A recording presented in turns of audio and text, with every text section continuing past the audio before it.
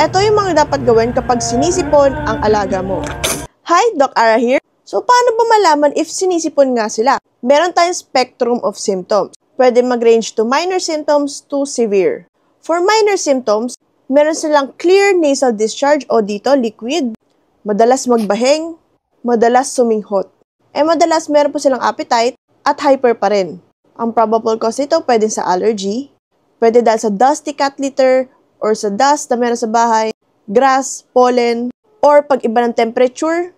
Meron namang severe cases kung saan may kasama ng coughing o pag-ubo. Tapos yung nasal discharge nila is naninilaw na, hirap sa paghinga, maputla at lethargic or wala nang gana kumain.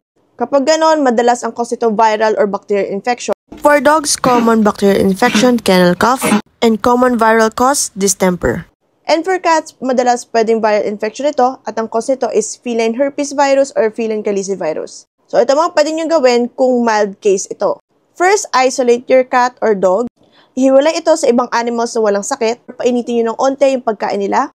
Pwede kayong magsuob or steam inhalation. Or kung may nebulizer kayo, mas mainam ito para matanggal yung congestion sa ilong nila. Next, for supplements, pwede nyo silang bigyan ng mga immune boosters para pampatibay ng immunity nila. Pwede nyo rin bigyan ng vitamins, katulad itong The Perfect Paws 10-in-1 multivitamins and The Perfect Paws multivitamins for cats. Since meron silang vitamin C na content, so makakatulong to for immune boosting rin.